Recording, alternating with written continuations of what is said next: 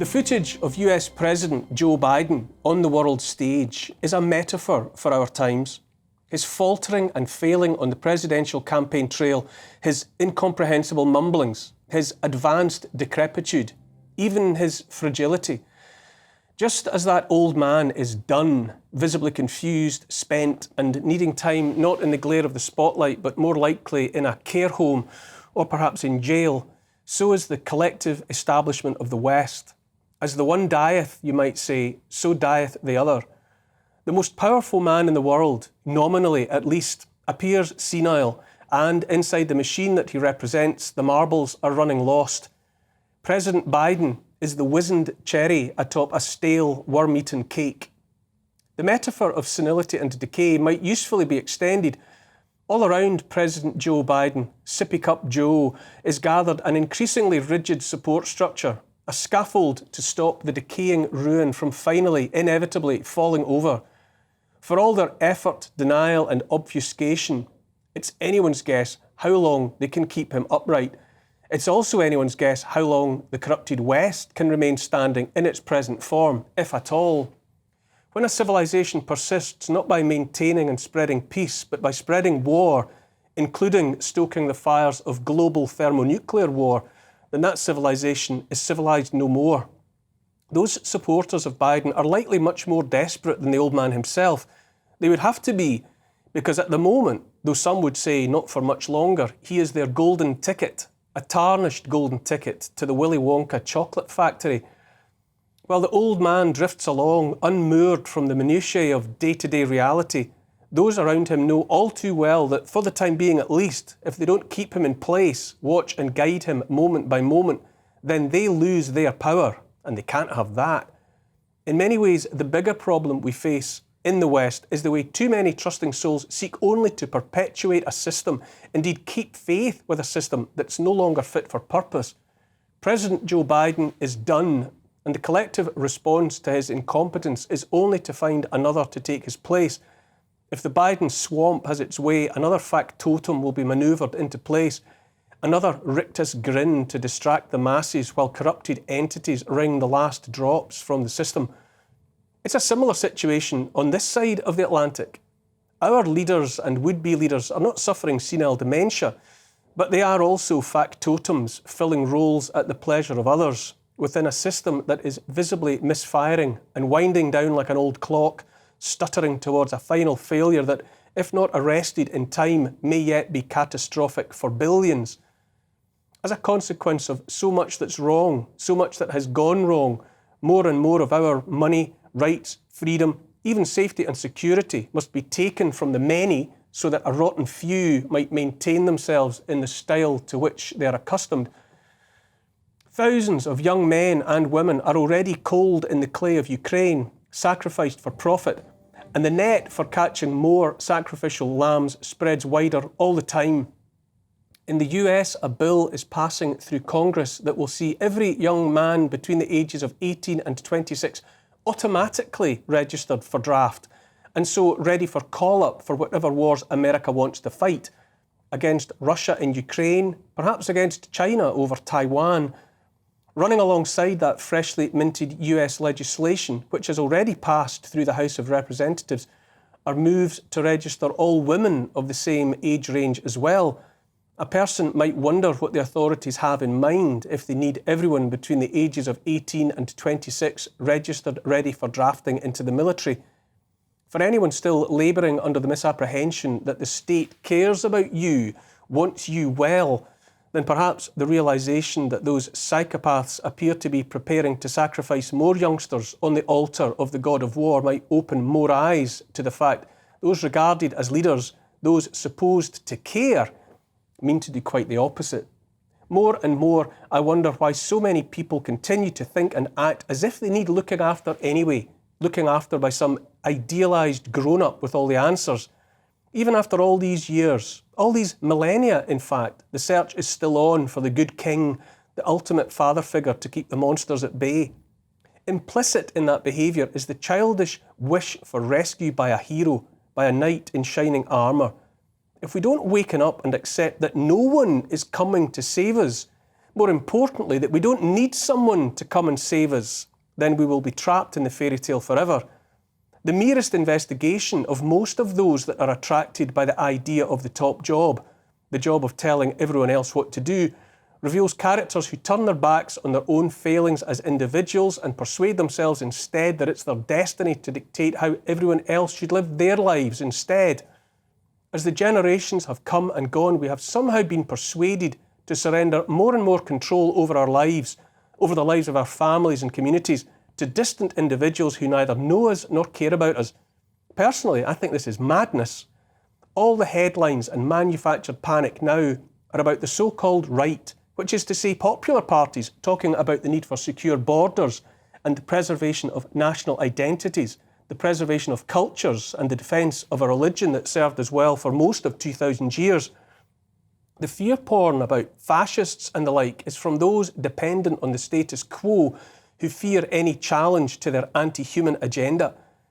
Anyone speaking up for the people will therefore be demonised by the establishment as the right and the far right, but that's just to distract attention from the actual direction from which the real danger has come.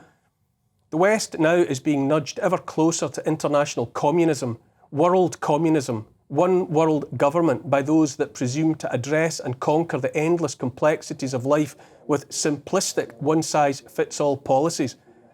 I say Marxism isn't even a political ideology. If Karl Marx was anything other than a freeloading parasite and envious malcontent, he was a theologian, and Marxism is a religion demanding faith and sacrifice, ideally the sacrifice of other people's money, and then finally of the people themselves. The World Economic Forum, the World Health Organization, those and others of the same ilk are only the latest products of a communist mindset. Previous applications of communism in Europe, in Asia, in the Americas have led always and only to piles of corpses numbering in the millions. World communism, one world government by communists, will surely lead to a pile of corpses greater than all of those that were raised during the 20th century and by an order of magnitude. I would say communism will fail again, and the evidence of history is that communism always fails, because by its very nature it fails individual human beings every time. Just this week, a story in the Dutch news carried the headline, "The Netherlands will have to get rid of the idea that electricity is available to everyone at all times."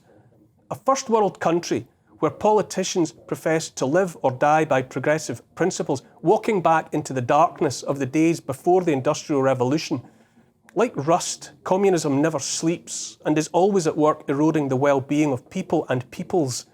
When confronted by this inevitability from the WEF and their "you'll own nothing and be happy" insanity, and from a Labour Party here in Britain led by a man who says he's more at home in Davos than in Westminster, the reality is stark.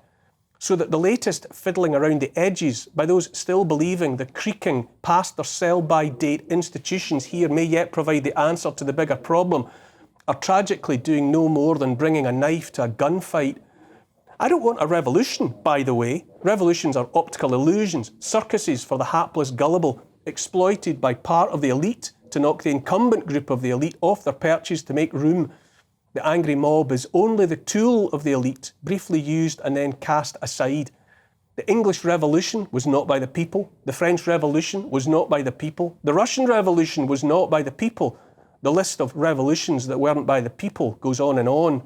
I think what we need is closer to a renaissance or a renewal. I say some of what is actually needed is the reduction of the scale and reach of government. Government in its place and back in its box. And while we're at it, we should remember its more accurate description is not government anyway, but administration. People elected to administrations don't govern. They're supposed to do no more than represent and then administer the power of a population of sovereign individuals.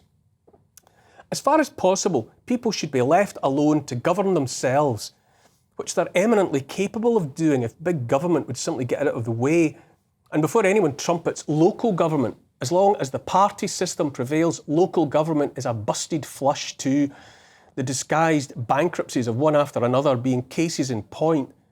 One of the challenges we face is the inbred culture of dependency, by which I mean too many have been raised to look for help from strangers. Centralised taxation of every sort is utterly out of control, We have the greatest tax burden since the Second World War. And for what? Crumbling infrastructure at home while billions of our pounds are shipped abroad to be laundered through corrupt wars that produce nothing but the corpses of the innocent. Why is it greedy to want to make decisions about the use of money you've earned by your own efforts, but somehow not greedy to want to help yourself to money earned by someone else? Here's the thing.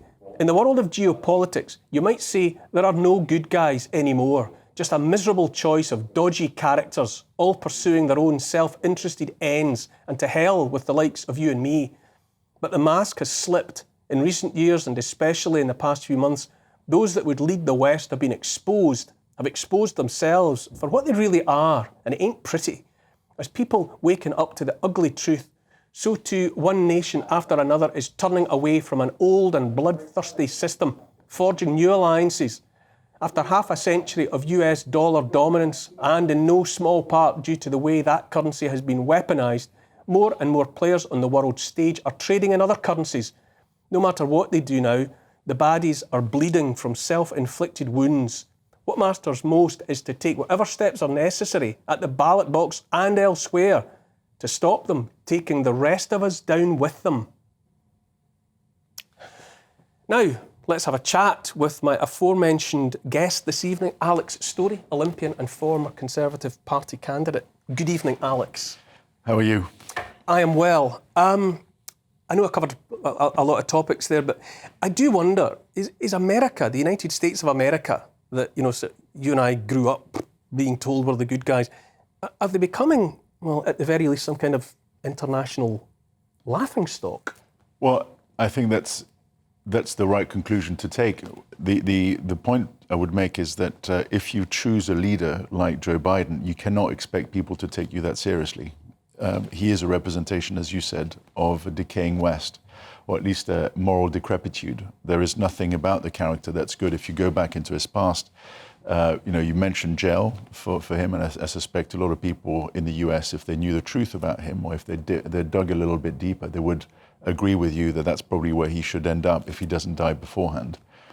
But what I've come to think about since over the last few years is thinking about America as one of the bad actors in the world, whereas I'd never thought that. When I was a child in the 80s, America was on the good side of the argument, and probably you and I would have watched Rambo, 1 and 2, and perhaps not 3 because it wasn't such a great film, but although I did watch it, but then the week later the wall came down, so it was no longer quite so relevant. But the Noam Chomsky view of the world was something that I rejected absolutely, because I couldn't contemplate the West being that bad. And actually, over the course of time, over the last few years, I've started to think, hang on, we have been the bad actors, the West, led by America, not by the American people. I'm not I'm not accusing the American people of doing bad things. I'm accusing the administration, if not the elected representatives of America, of being the bad actors. But it's been amazing to see this shift. I listen. I'm not proposing or suggesting for 1 minute that there are any good guys. I'm not on anyone's side when it comes to geopolitics. I just observe, and I wonder at this perpetuation, which seems utterly naive to me now, of our side as the goodies.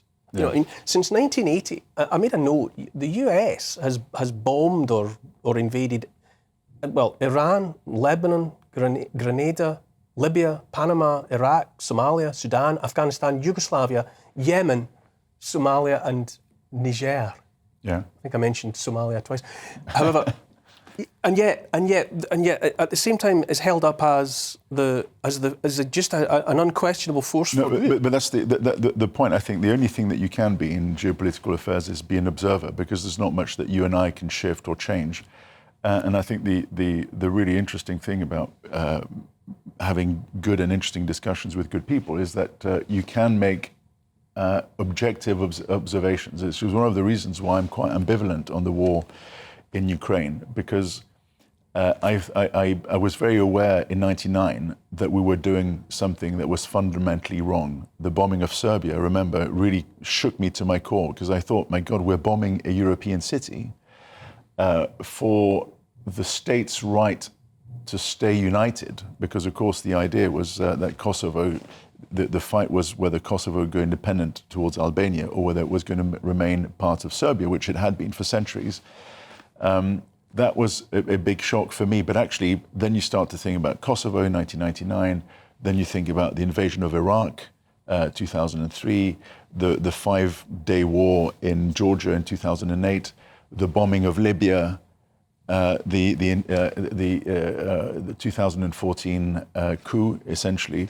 And then you think, my God, it's not surprising that by doing all of this, Putin on the other side is going, these guys are completely unhinged. Exactly. Going to have to pause for a break, after which I'll be joined by Holocaust survivor Vera Sharaf to talk about her latest documentary. You're watching The Neil Oliver Show on GB News.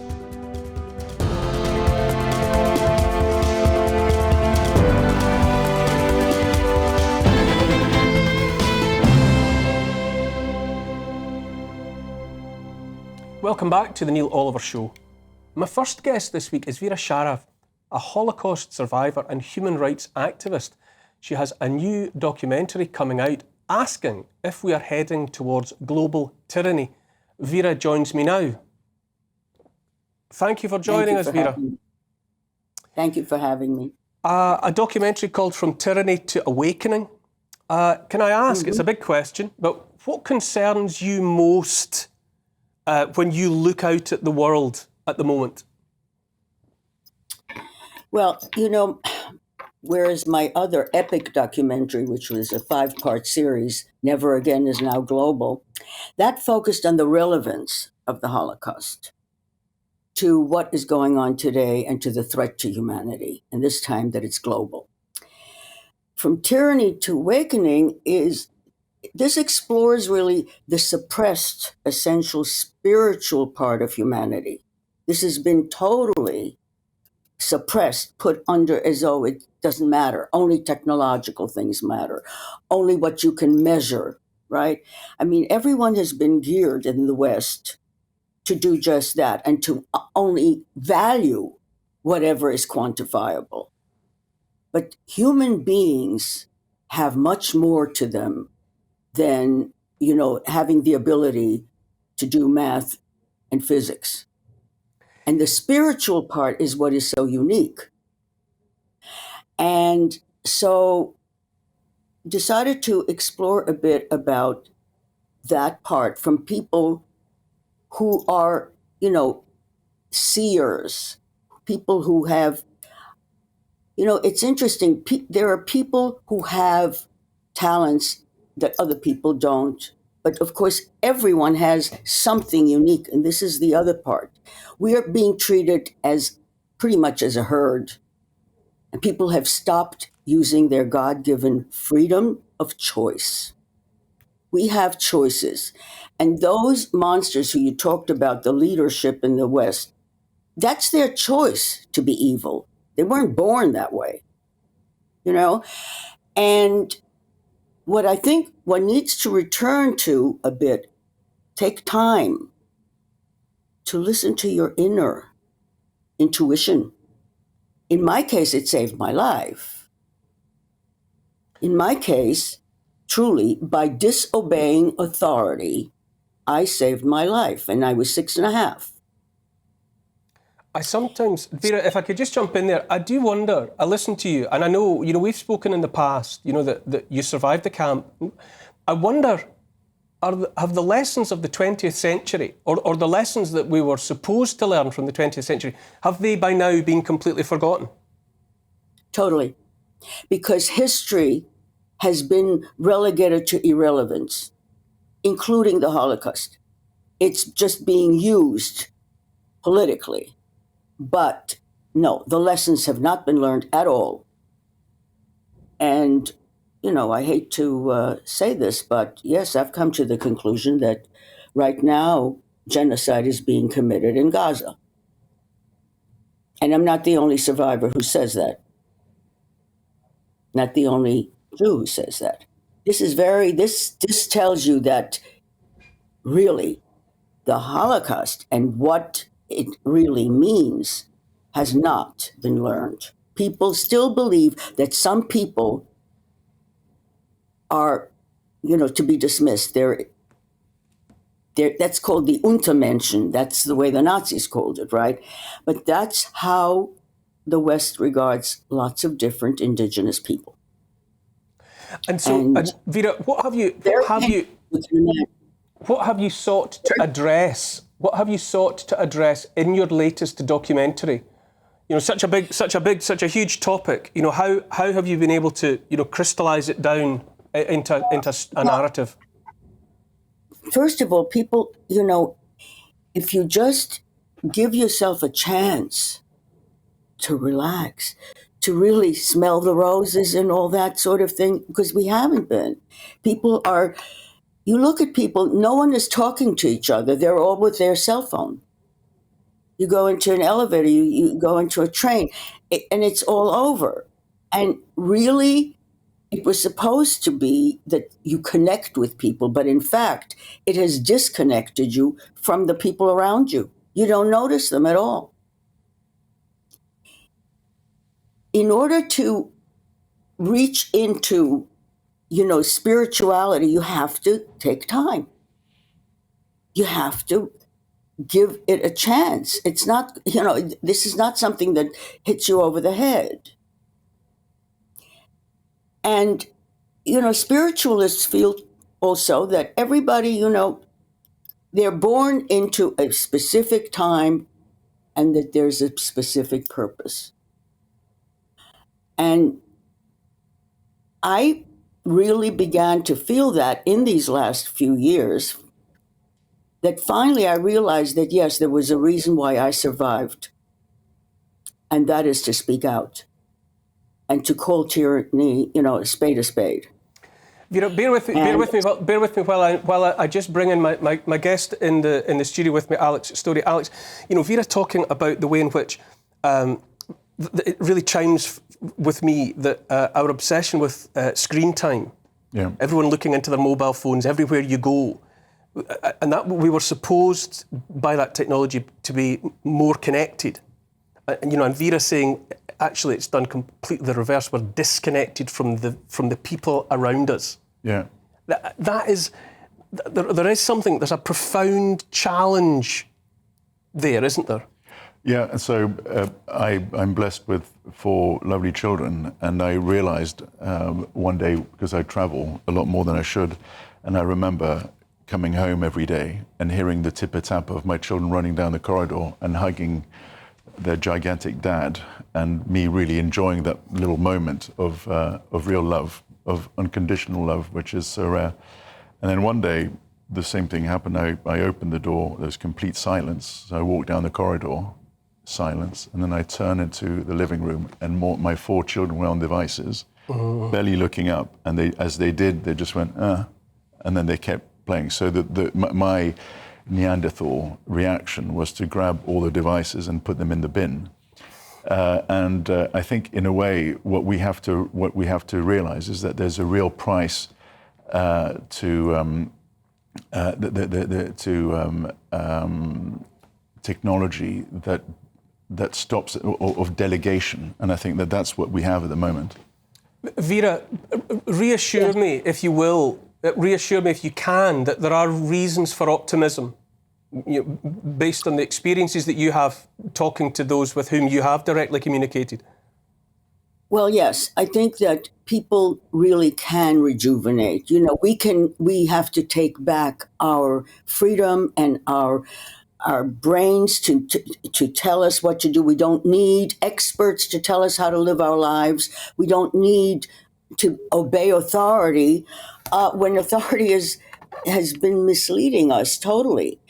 And the spirituality actually is what gives us the power to get off the high-tech expressway, which is intentionally leading to a transhumanist hell. That's what leads to hell, and once you realize that, you just have to, disengage from some of these gadgets that have really taken over our lives. Thank you so much. All the best of luck with the documentary. We will talk again. Thank you, Vera Sharav. Another break is upon us, after which Colonel Douglas MacGregor retired US colonel and former White House advisor, to contemplate, amongst other things, the North-South International Transport Corridor, which may become a way for countries in the East to trade without being dependent on the West. You're watching The Neil Oliver Show on GB News.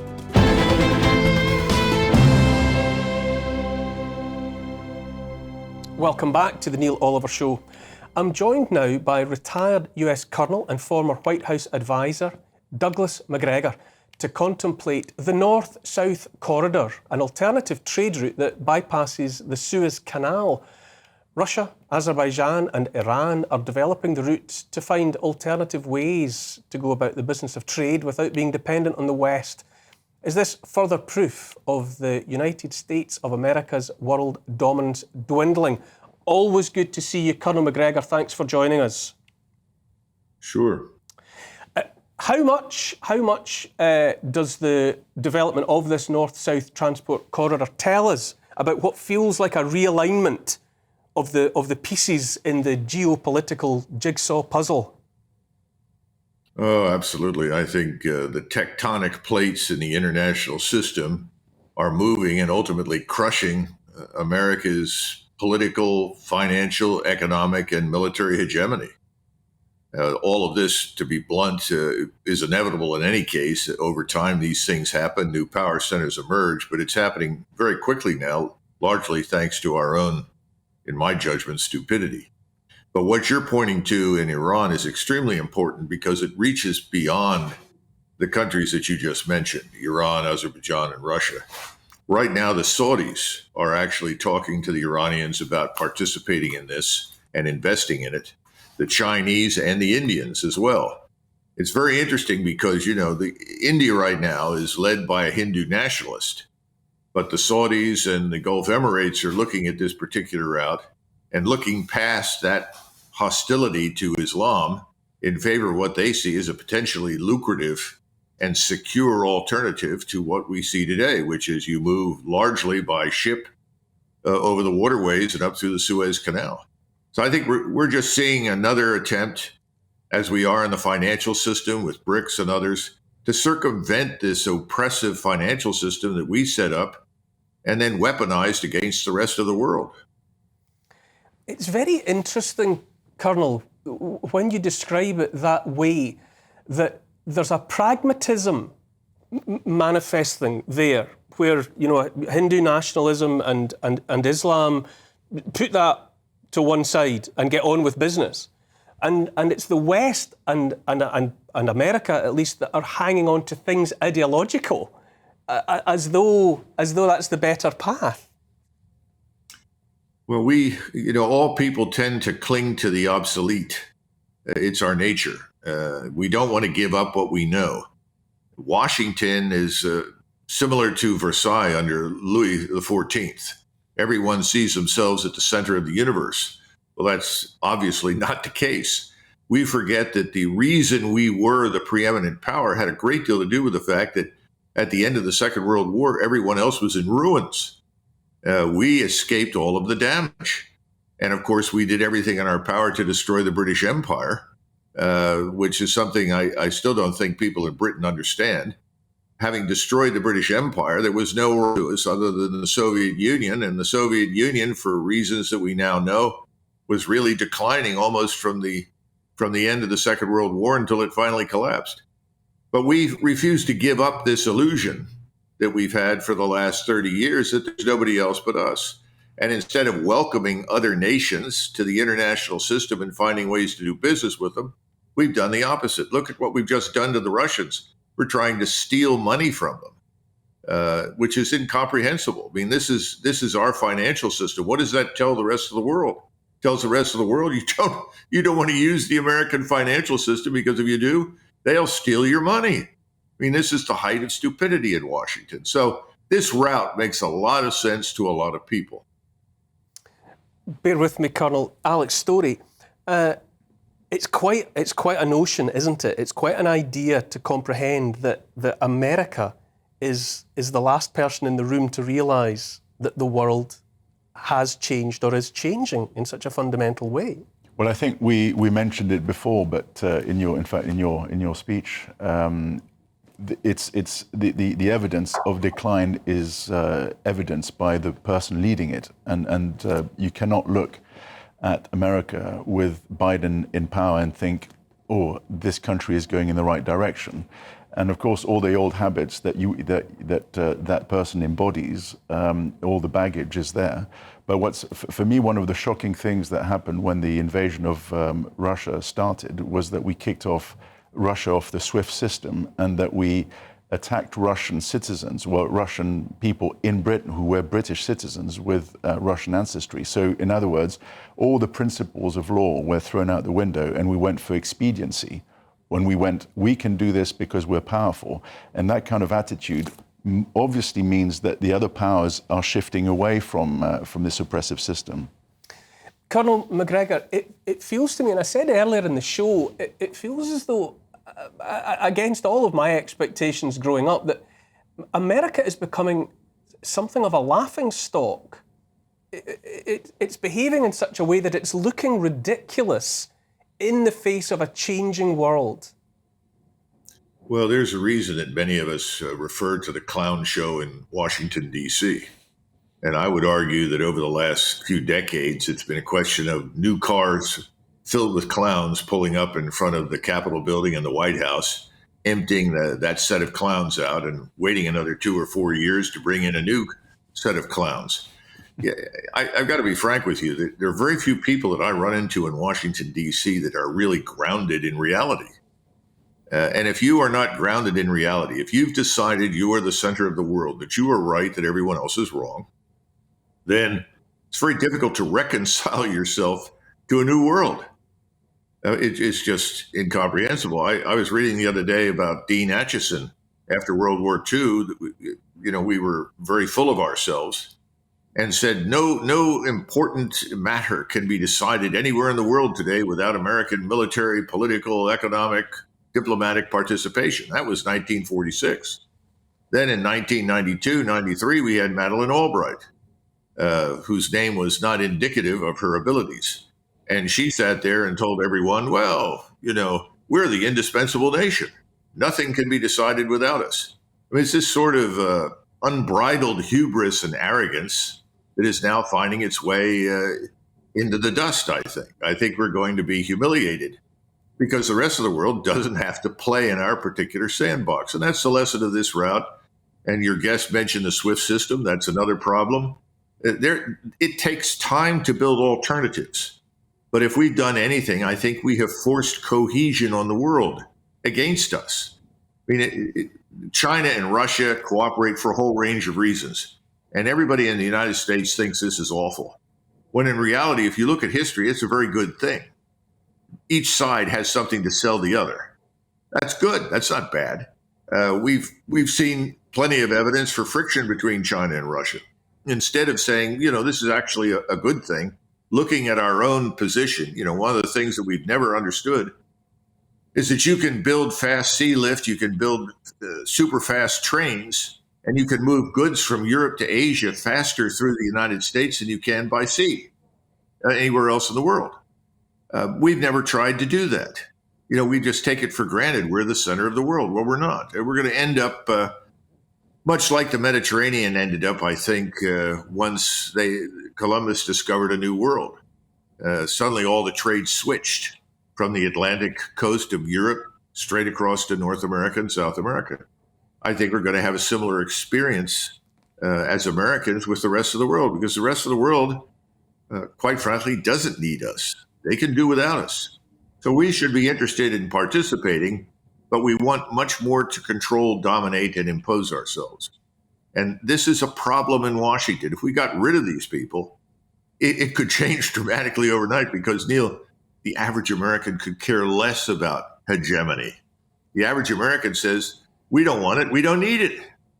We've always had a wonderful country. It's a continent. We've got everything we need. Why are we meddling in other people's affairs?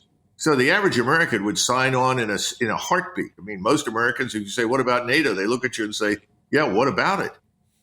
They don't need it. All of these are artificial constructs that emerged as a result of the Second World War. Well, that's a long time ago. That war's over. We need to stop talking about it and get on with life. But there's a lot of resistance to that in Washington, Neil. Colonel McGregor, it's so illuminating to hear you talk about the very idea of a world that does not need America. And to hear that coming from a man like yourself is really quite something to listen to. You're going to be joining us for the second hour of this show this evening. But so far this evening, Colonel McGregor, thank you very much. Colonel McGregor joins me again in the second hour. After the break, I'll be joined by speech and language therapist Sandy Chappell, whose book How to Raise a Chatterbox helps parents parent without screens. You're watching The Neil Oliver Show on GB News.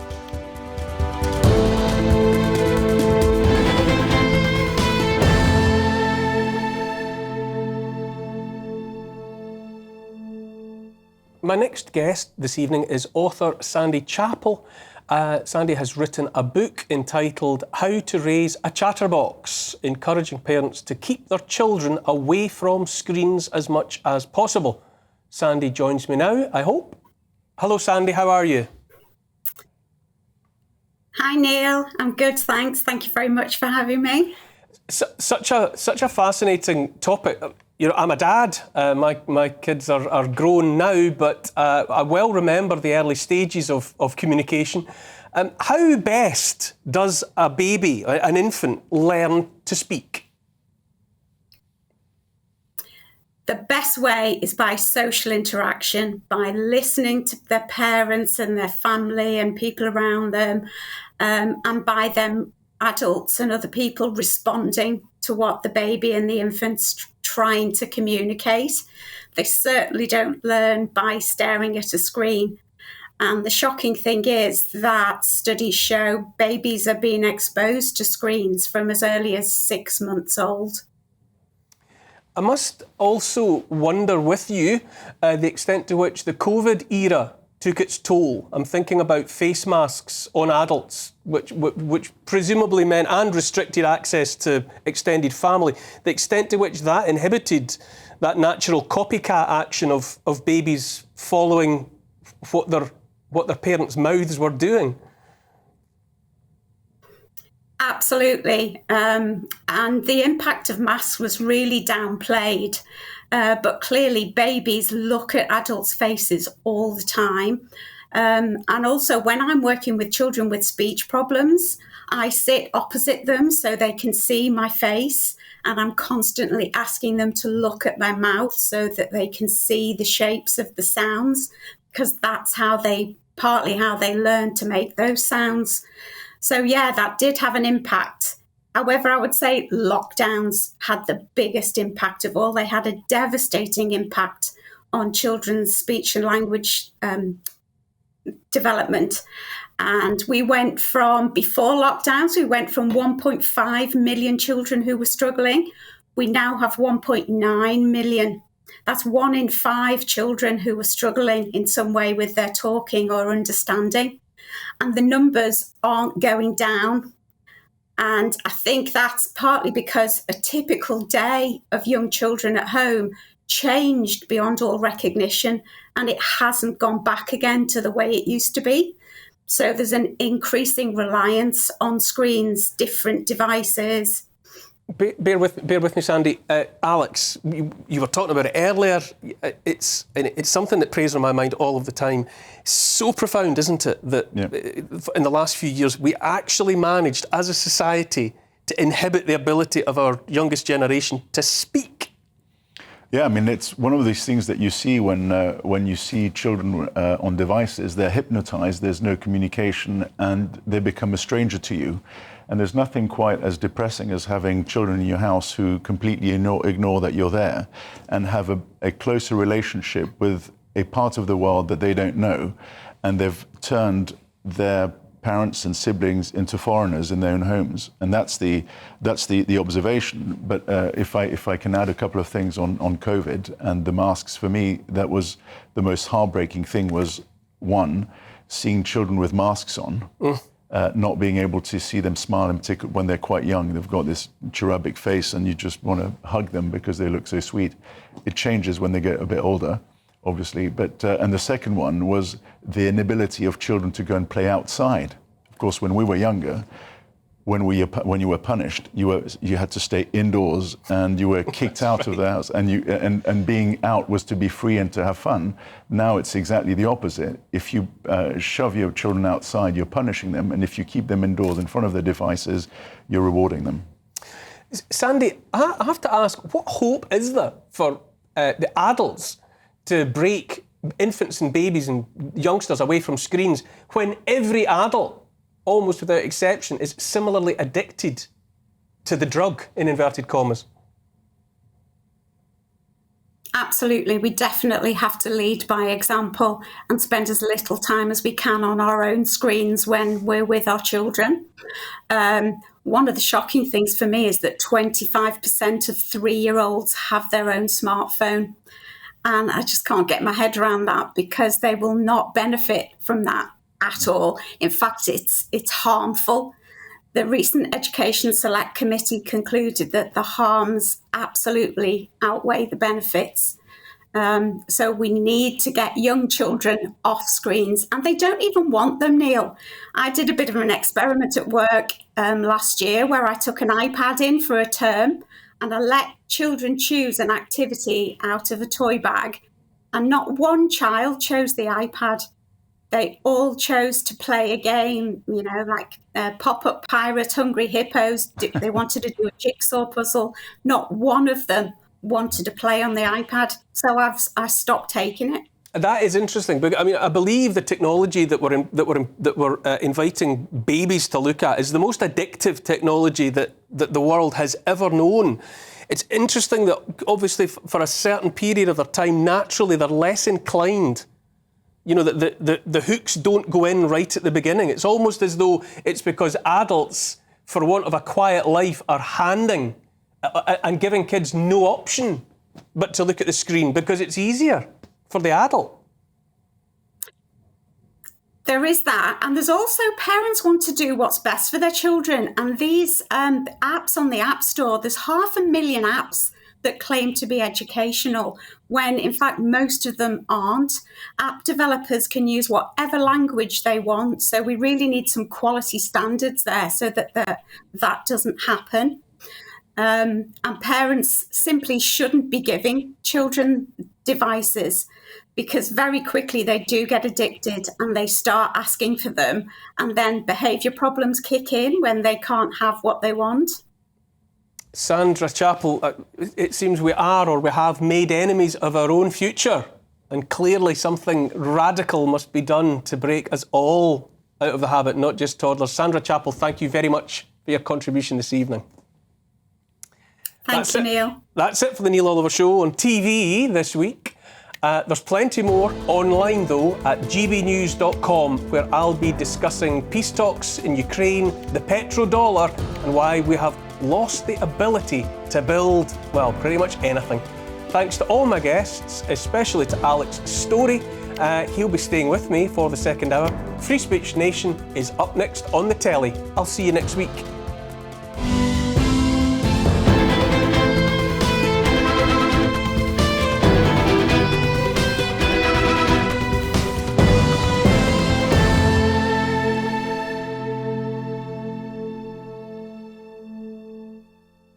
Welcome back. I'll start this second hour of the show by continuing my conversation with Colonel Douglas Macgregor, specifically to look at the ongoing hellscape of the war in Ukraine. More than 90 countries and international organisations attended a peace summit in Switzerland. Russia was not invited. Colonel, what do you make of what on the face of it seems like a very strange sequence of events?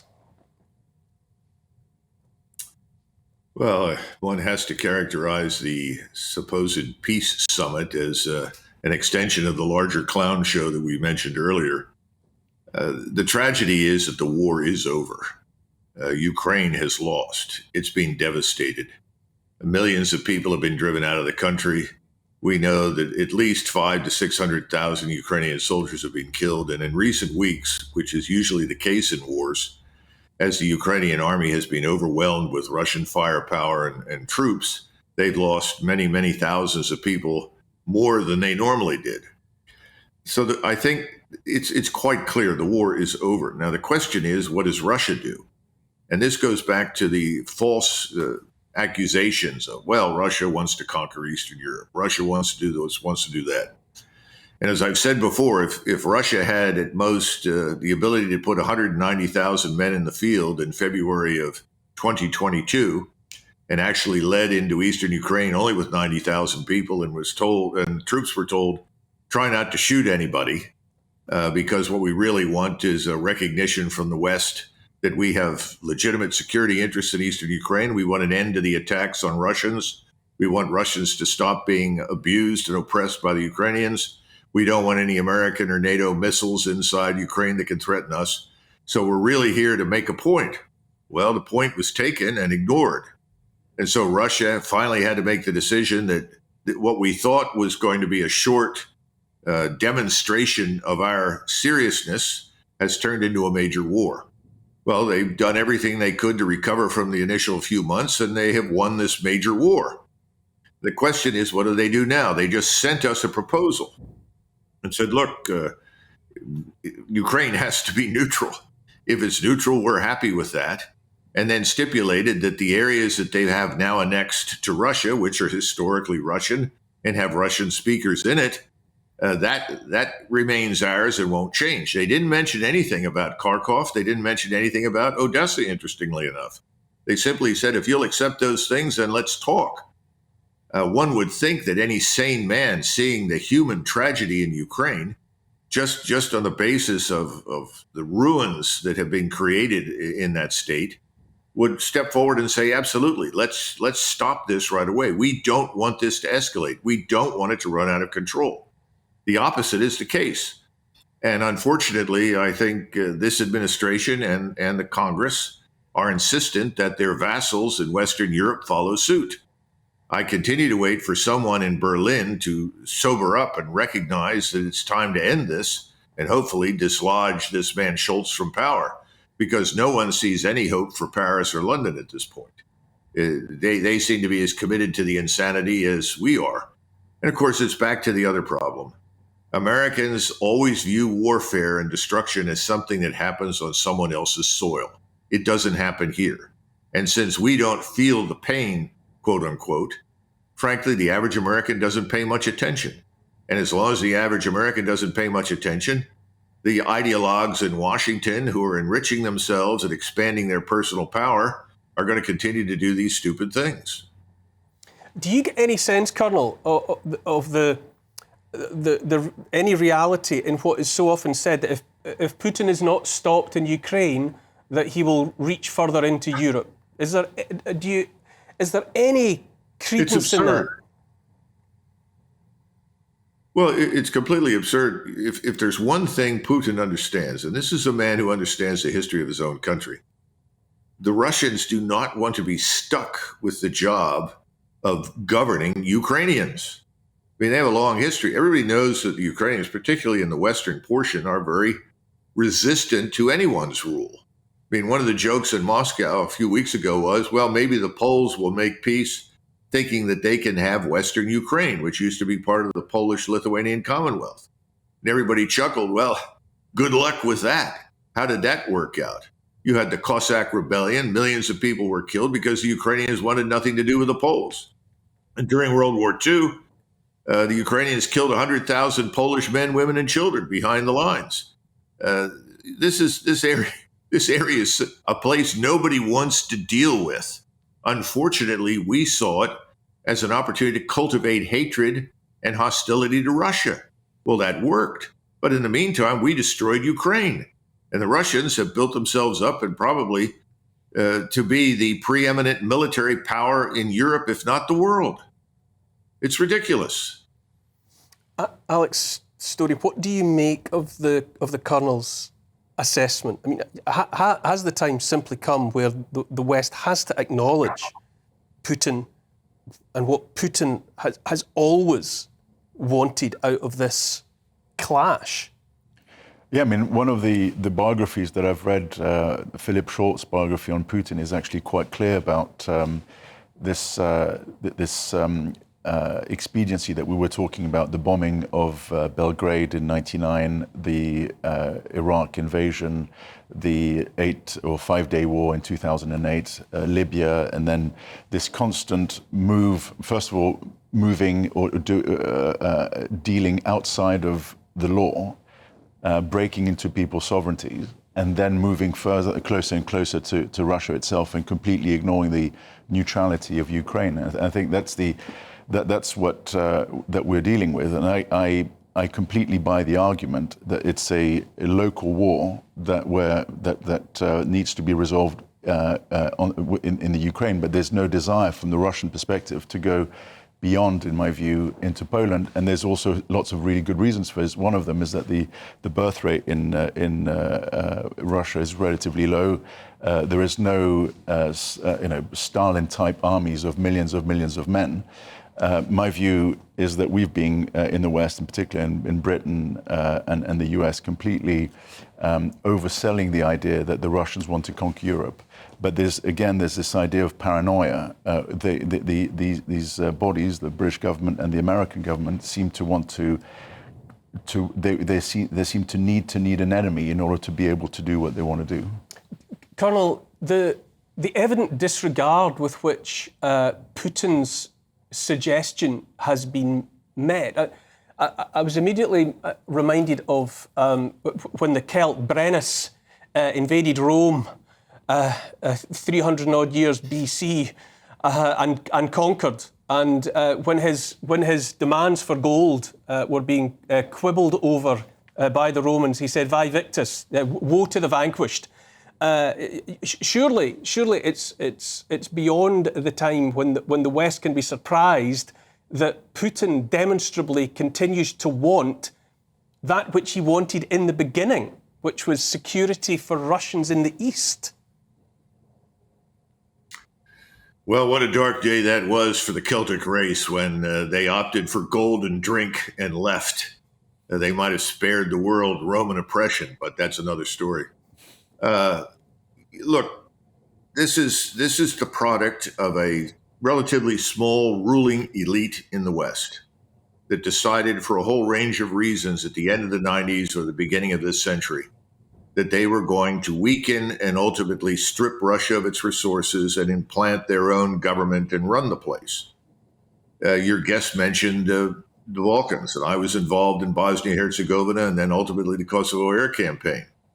It was very clear inside the Department of Defense that the Balkans was an area that was always a Russian area of interest. We had no history there. We had no vital strategic interests there. The notion of expanding NATO in it seemed to be ridiculous. Why would we do that? That would put us closer to Russia. And under those circumstances, you would inevitably have some conflict emerge. The same issue came up when we admitted Poland in 1999 to the alliance. Many of us stood around and said, well, we like the Poles. They're very charming. They're great people. But they're also incurably anti-Russian. By bringing them in, aren't we setting ourselves up for an inevitable conflict with the Russians? Everyone said, oh, no, that will never happen. This is a new century coming. Everything's going to be different. Well, if we've learned anything, a lot of things never change. And human capital is everything. Culture, religion, ethnicity, language, race. If you ignore these, if you treat them with contempt, they come back to bite you. And what has happened in Russia is we've had a revolution of Russian national culture and identity. Russia is more cohesive, stronger today than it's been in decades, certainly stronger than it was in the 80s just before it fell apart. So if that was our goal, to strengthen Russia, we've done a hell of a good job, but you and I know that was never the goal. The issue now is someone needs to stand up and be the adult in the room. Sometimes when I listen to Putin, I conclude he's the only real adult left on the international stage in these discussions. Everyone else is emotional. Everything is impulse driven. There is no strategy. No one understands the limits of their own power. I mean, Putin has said many times, if you look at NATO is too strong for us to take on. NATO has more of everything than we do. But there's a difference. There's no unity in NATO. There never was. It's just a group of different people who have banded together initially for defense. And for defense, it worked. But if you're going to wage offensive warfare, then you have to have a completely different culture and a different structure. We don't have a unified military command system. We don't have one language of command. We are not united. The Russians know that. But the Russians don't want to fight us. They're not interested. Never have been. But now I think they've decided, Neil, that they've got to do something spectacular to end this war. I think the reality has sunk in that if they don't do something to end it militarily once and for all, that this will continue to be an open wound in the side of not just Russia, but Europe. What might that spectacular event look like? Well, I think the spectacular event will be a sudden offensive operations. Probably they've got 100,000 troops up in Belarusia. They can come straight down from the north, south towards Kiev.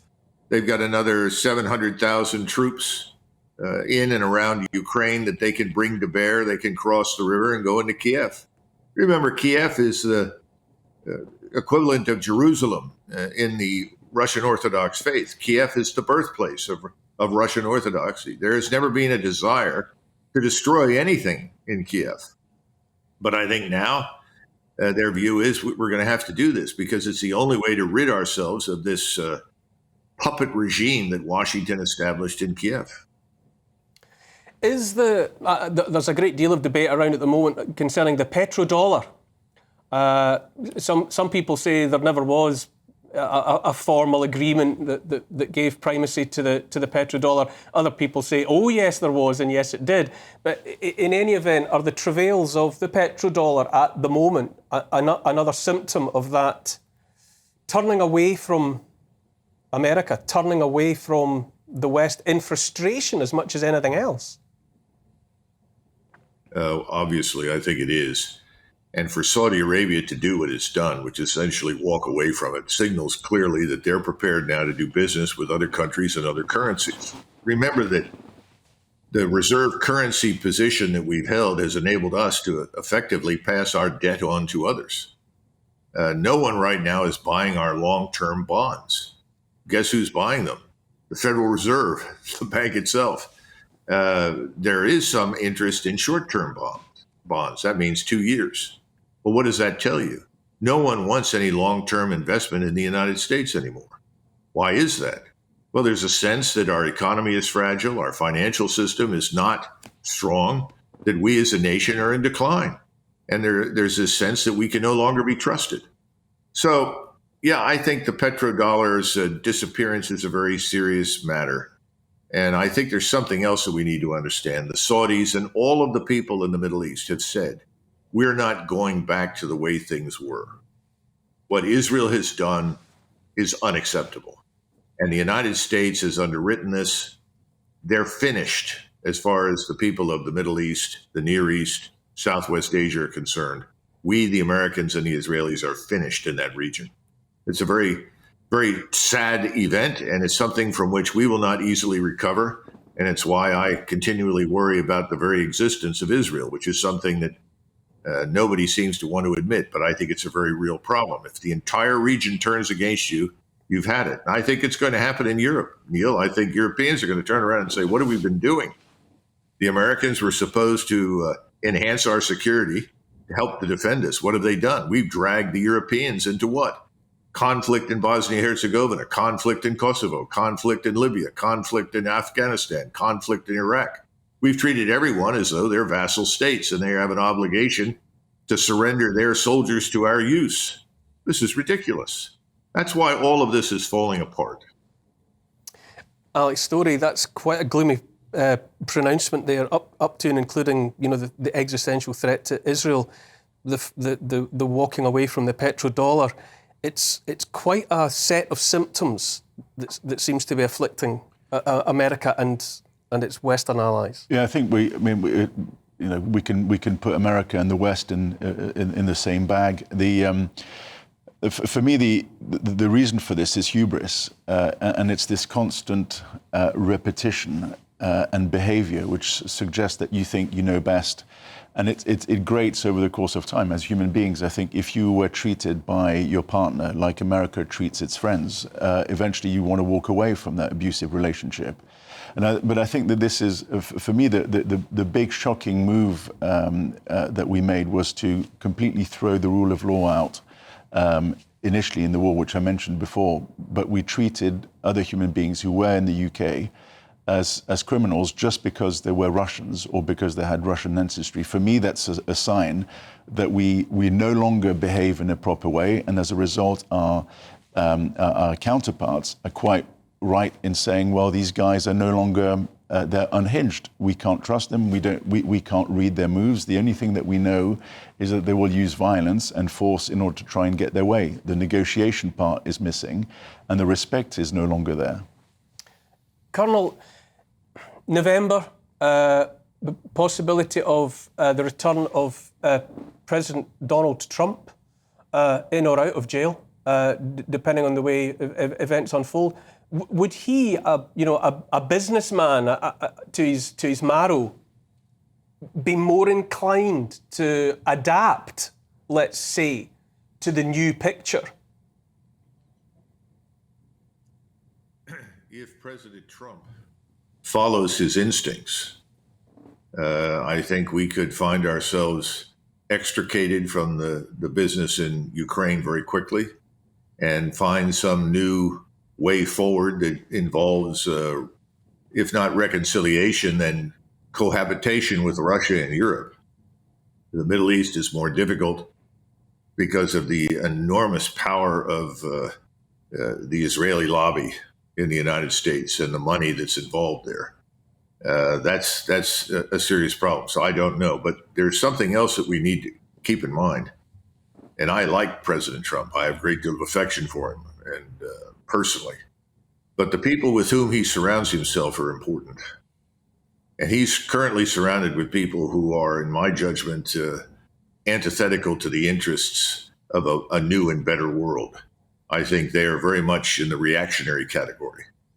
If he keeps them, and I have to assume that the donors that are providing hundreds of millions of dollars to him to win the election are demanding their participation in a future government.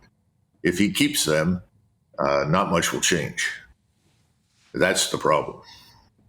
Oh, by the way, just for your guest who said some very good things, Henry Kissinger once observed, the only thing worse than being an enemy of the United States is being an ally of the United States. Colonel McGregor, it's always an education to me to listen to you, and I could continue to talk to you for hours yet, but time is against us. But for your illumination that you brought to this evening so far, Colonel McGregor, thank you so much. It's another break, and then we'll return to the topic of Ukraine and Russia with military historian Chris Newton. You are watching The Neil Oliver Show on GB News.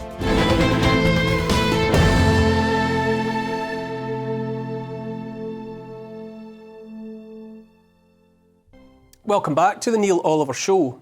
My next guest this evening is military historian Chris Newton. Reports this week of peace talks with Ukraine, but those did not involve Russia, just the other 90 countries and international organisations. Both sides have set out their wishes, however. Are we any closer to peace, Chris, on the basis of what's happening right now?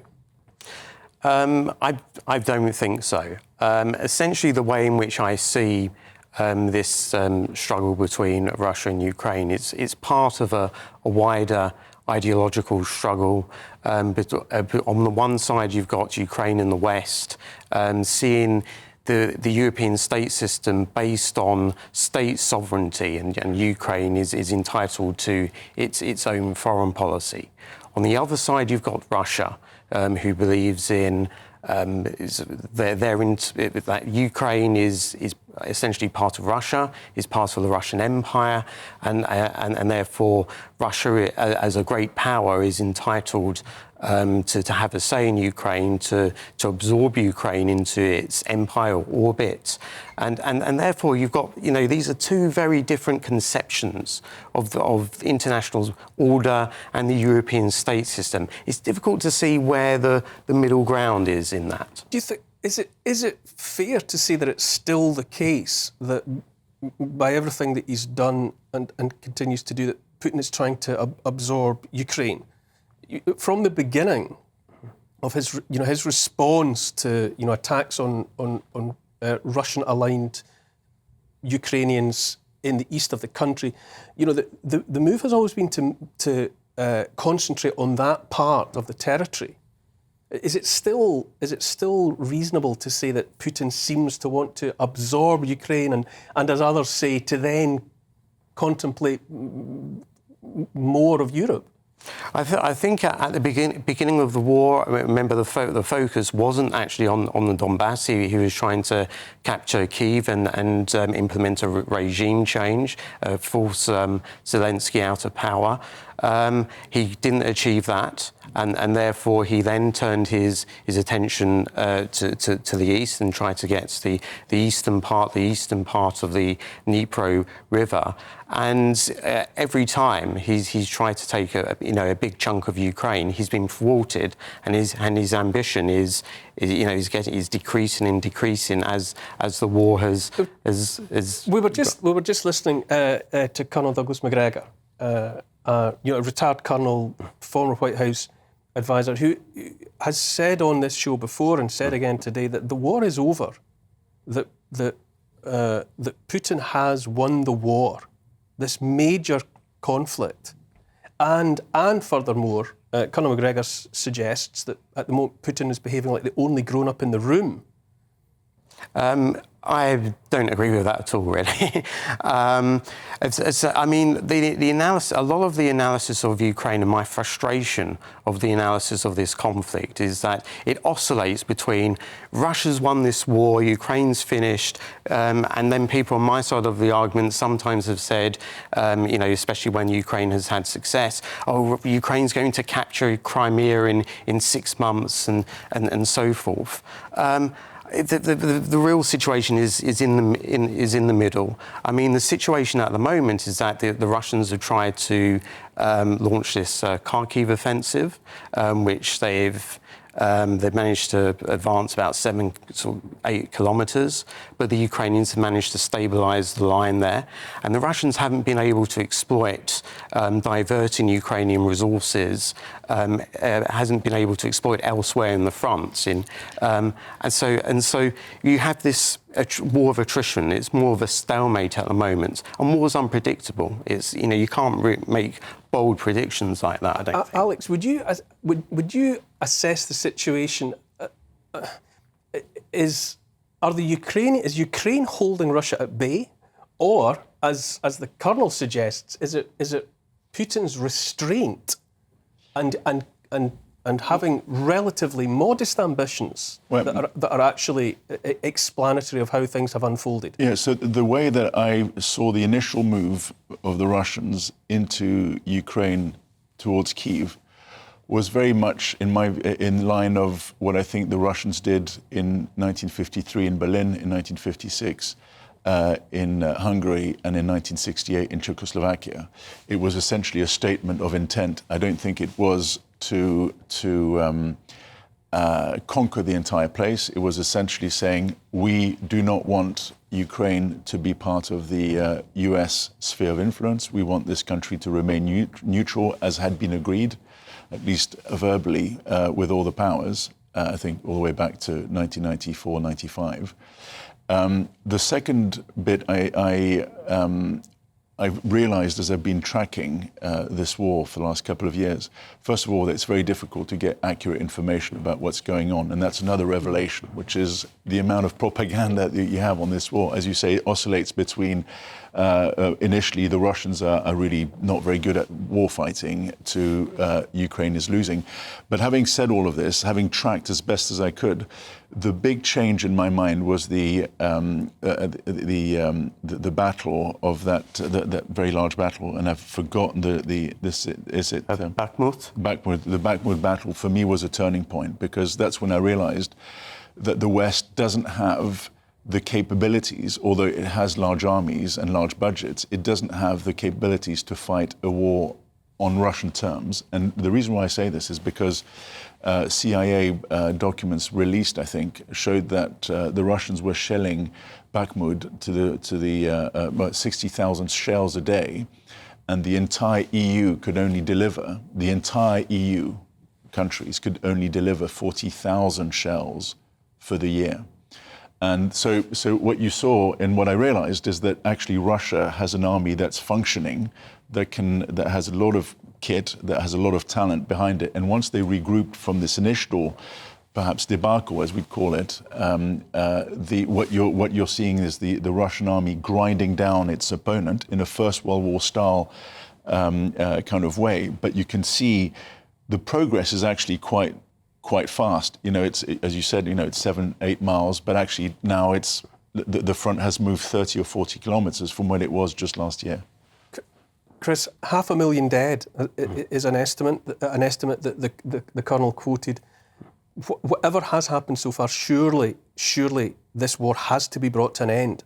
And it is evident that Putin is making all the noises that he wants the war to come to an end.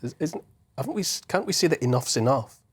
I mean, I perfectly understand what you're saying, and that no one wants to see, you know, the suffering that's happening at the moment. And on my Twitter feed, you know, I get that. You know, I see the effects of various actions every day, and it is very upsetting. I would take issue with your kind of interpretation of what Putin's doing. As far as I can see, I can't really see any kind of serious attempt at compromise.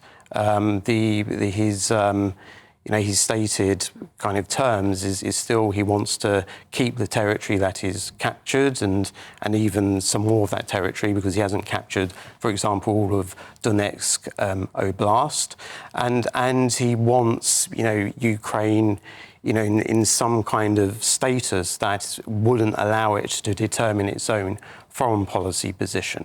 And again, that is at odds with Ukraine's position and the West's position that Ukraine should have its own sovereignty and its own ability to determine its foreign policy. So, and again, it's very, where's the middle ground here? I'm not quite sure. It's true that borders do matter.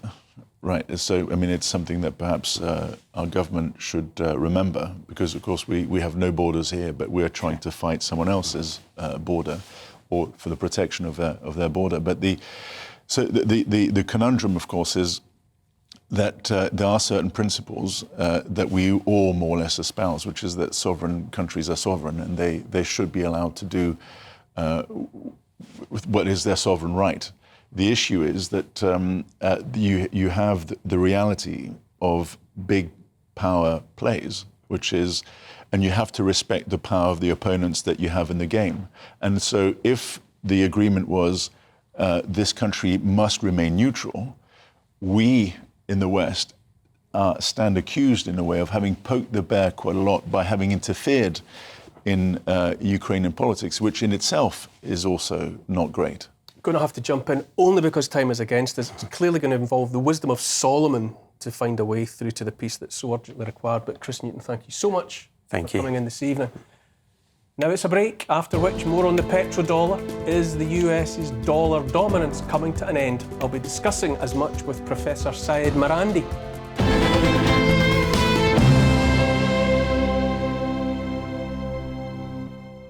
Welcome back to the Neil Oliver Show. Saudi Arabia are reportedly set to abandon the US dollar for trade in oil, commonly known as the petrodollar. Does this mean the end of dollar dominance? Join me to discuss as much is political analyst Professor Syed Marandi. Thank you for joining us again, Professor. Thank you very much for having me. How much ought we to read into So much comment around the petrodollar at the moment. Some say there was no such agreement between Saudi Arabia and the US. Others say it's symptomatic of the decline of American hegemony. Where do you sit between those two extremes? It is definitely an important shift that the Saudis have taken, but I think it's due to the fact that the Saudis feel that they can no longer rely on the US dollar or indeed the United States. The United States has really brought this upon itself for a host of reasons. They've weaponized the US dollar and financial institutions against many countries, including Iran, but also Venezuela, Cuba, Nicaragua, Syria, Lebanon, and elsewhere, and more recently, Russia. And countries like China are increasingly concerned because the United States is gradually putting pressure on the Chinese. So the Chinese, the Russians, Iranians, and other countries have a huge incentive to circumvent the US dollar and US-dominated financial institutions. And even countries like India, they also are pursuing this course because they are frustrated that the Americans and their allies are constantly trying to force them to choose trading partners based on Western interests. So countries like Iran and Russia are already trading in other currencies, and that is going to have an impact.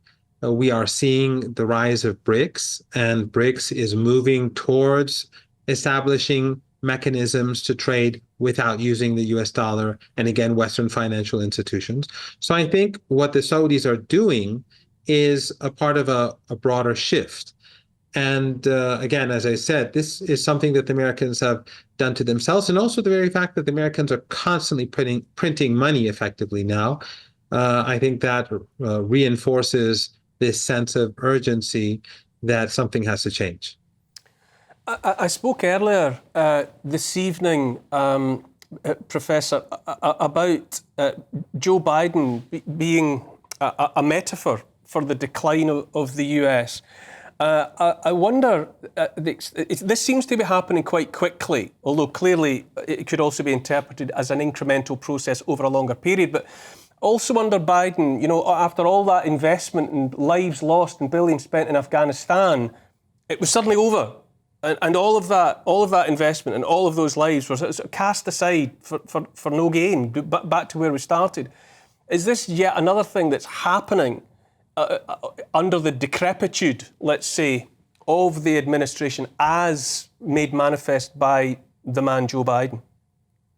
I would argue that it begins much earlier, the decline, and neoliberal policies, which I think were to a degree exposed during the 2008 and 2009 crisis, but also the endless wars that began after 9/11. But I would agree that under Biden, this has intensified. And the United States, immediately after withdrawing from Afghanistan, in a very shambolic manner, by the way, they began a conflict in Ukraine. And I was listening to the previous discussion, but I agree more with the Colonel in that the United States has been pushing for conflict in Ukraine. I'm not saying that everything that the Russians have done is correct, but the United States has been pushing for this conflict, and it is not winnable. I fought in war for a very long time when Saddam Hussein invaded Iran with Western support and with Soviet support back then. Artillery and firepower is key, and Russia is much more powerful than Ukraine, and the casualty figures in Ukraine are much higher than Russia. You cannot fight a country which has 7 to 8 times more firepower than you have. And I think the Russians, the reason why they're being slow right now is because they don't want casualties. They are inflicting immense suffering on the Ukrainians and minimal suffering upon themselves. So by intensifying the war in Ukraine after withdrawing from Afghanistan, I think the Americans have sort of fast-forwarded this process of decline. And Biden is the perfect symbol of this decline. Every day or so, we see another clip of him walking around aimlessly or saying things that make no sense. But also, I think the genocide that we're seeing in Gaza is bringing down the United States and the collective West, because the world is watching this happen, and they're seeing the West and the United States in particular helping the Israeli regime, giving them weapons. And regardless of what people or many people in the United States or Europe may think, the world is in shock.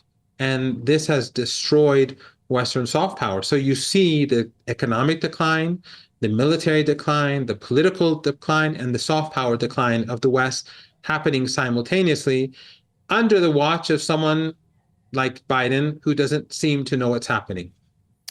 Alex Story, the world is beginning, I would say, undeniably to feel and look different. The tectonic plates have moved, surely. Yeah, and I remember the Arab Springs. I don't know if the professor will remember that, but in 2011, one of the things that I found striking was the direct effects of quantitative easing. America exporting inflation to North Africa, which is actually one of the reasons why that tradesman burnt himself, because he couldn't afford goods. But I remember the price of barley and wheat going through the roof as a direct result of quantitative easing. I'm just mentioning this because it's the kind of effect that America has, through its dominance, through the dollar dominance, been able to inflict on others because it needed to get out of its problems of its own making internally. And this is, I think, the world that we are now seeing is a standing up of various countries thinking, actually, that person or that country has shoved on us not just their debt, but also their inflation, has led us to lose huge amounts of cash. I would say, the Chinese, with massive holdings of government debt, would have found the behavior of the United States completely unbearable. But yet they were forced, these countries, China, Russia, India, they are forced by the way that the Americans have been acting for the last 20 or 30 years to find an alternative and to seek one, and they're finding one.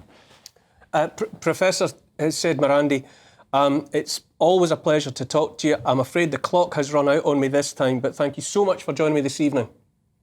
Thank you for having me.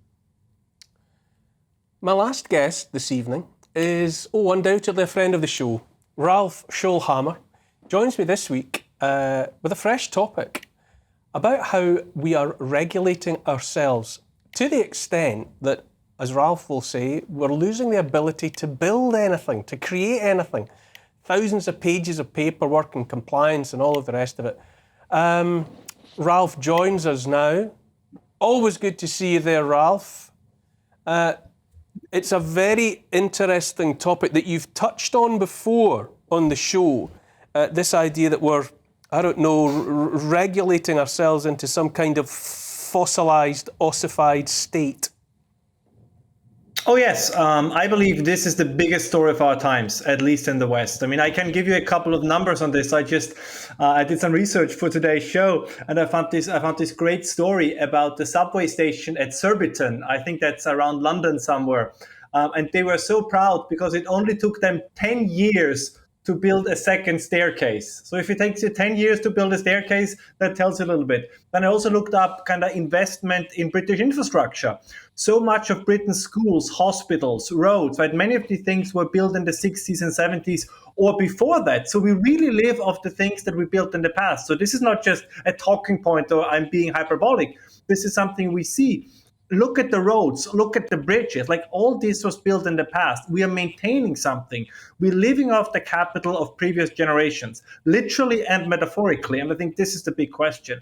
And I hope we can get into this a little bit more, because we so often talk about why is that the case? And I think if we dig a little deeper into this, what we will find out is that when we talk about things like the globalists, right, kind of what characterizes them? And I think one of the main things that characterizes them is that all of them are managers. They are not creators. Let me give you a good example for this. Take somebody like Larry Fink of BlackRock, right? What BlackRock does is they basically shift money from A to B, but they themselves don't produce anything. So Mr. Fink was like the first on everything from DEI to ESG and kind of forcing this very often on companies that actually want to produce something. But of course, he was where the money was, right? So very often they kind of had to do what he was telling them, even though many of them companies I recall, right, they said, this is all ludicrous, right? This is not helping us doing what we want to do. This is not helping us making the things we are supposed to make, because we have to do all these weird regulatory things. And that's, I think, a little bit the sickness of our times. It's all managing, right? It's kind of all trying to reshift the things of the past. We no longer create, we no longer build. So we are regulators instead of innovators, and we are managers instead of manufacturers. And I think that's a key problem. Alex Story, are we drowning in management? Are we drowning in regulation? Are we talking ourselves out of everywhere and everything? Yeah, it's the curse of the expert. And I think one of the things that I was mentioning to a friend today is that the MBA is the intellectual virus for the 21st century, because a large number of people go to business schools, whether it's Cambridge, Harvard, Yale, or whatever it is, and they all learn formulaic modules. And as a result of the degrees that they have, they call themselves experts in whatever fields, but actually very few of them ever had a real job. And I do agree with this concept, and I can see it in architecture, where in places like Vienna or Salzburg, you see the city centers that are full of Baroque architecture or medieval architecture. Each house is slightly different. And then suddenly you move outside of the city center and you're confronted by cement, straight buildings with windows and cement, and that's it. That's all there is. And it's something that George Orwell talked about in The Road to Wigan Pier in 1937, when he started to put his finger on it, and he called it the obvious de-skilling of our population, because we're moving away from doing things with our hands, and we're delegating things for convenience and for ease of life to a third party. And I think that that's where we are. But also the final point to make is the expert loves regulation. And regulation is a great way to seek rent. And this is also something that we've got to focus on.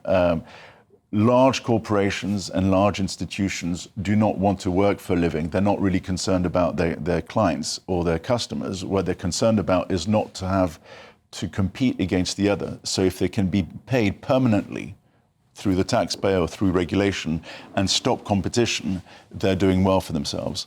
Ralph, how do we break out of this rigid carapace and become once again, creative, innovative, and people that actually make and build? Well, I respectfully have to push a little bit back on what your guest was saying, because if you take, for example, the English Department of Energy, Security and Net Zero, right? They have 2 permanent secretaries, 5 directors generals, 38 directors, and 166 deputy directors. And they're not experts. This is not rule of experts. This is rule of politicians who need a job and NGOs who need money. That's the collusion we see happening. Sorry, you misunderstood what so my apologies. You misunderstood what I meant. I was joking in this. Sorry, it wasn't a joke. The word expert is the guy in an office, the politician, the bureaucrat. That's what I meant by expert. I think what you understand me saying as expert is the practitioner in the field. I didn't mean that. I meant the guy with the pencil and the notepad. That's what I meant. So you meant the bureaucrat? Yes. Yeah. Ralph, but that's the last. Yeah, go on. I was just going to say, when it comes to regulation, there's a fantastic anecdote that circulates about an attempt to build an offshore wind farm. And something like 80,000 pages of regulations were generated to dictate how that ought to happen. And yet the British Empire ran India with a document, I think, that ran to just a few hundred pages. So precisely, it's clearly the case that we are, in amongst everything else, just regulating ourselves into a fossilized state. Oh, absolutely. I mean, as you just mentioned, right? I mean, this offshore wind farm, it was 13,000 pages. This is more than Tolstoy has written in his entire life. And this is kind of what we see happening, right? We create straitjackets around the potentially creative potential of our societies, because I think the British engineers are still parts of the best in the world. But it's also a political problem, because we have started to demand something of the economy of our companies that they are not built to do. I give you one example. Take a company like British Petrol. Whatever you think about fossil fuels, let's leave that aside for a moment. British Petrol was really good in what it was supposed to do, right? Finding and extracting natural resources from the ground. And then all of a sudden, they felt obliged to do this whole beyond petrol thing, right? Where they kind of fell precisely in this BlackRock Larry Fink trap, where they talked about ESG and sustainable environmental issues and these kind of things. And we know now on the long run, right now as the crisis hit, particularly the energy crisis, all of them immediately returned to their core business. So they spent millions, billions actually, on paying lip service to something they did not believe in, but the political NGO class forced them to, pledge allegiance to. And of course, that costs money, that costs resources, and it sucks up talent. I mean, how many potentially talented people do we have in companies that are, diversity officers or vice presidents for diversity and all these kind of things? This is a lot of talent that gets lost. And the last point I also want to mention is absolutely crucial. That also relates to what you talked about with your previous guest. We have, over the last couple of years, zombified the global economy. And what I mean by this is, due to very low interest rates and very cheap money, right? We had companies that were no longer competitive in the market, but they get money so cheaply, so they could just always roll over their debt. So even though they didn't make any profit, they could get money cheap enough to stay into existence. And these companies then were also holding back potentially talented employees that could either do something else or move to companies that were better than them. So you're absolutely right. We have massive problems in what we did over the last couple of decades. We are no longer an innovative, creative economy because of the conditions we created ourselves. Ralph Schulhammer, if I could bottle and sell the positivity and the determination that you absolutely radiate, I have no doubt that the world would swiftly be made a better place. Thank you, Ralph Schulhammer. I will see you very, very soon.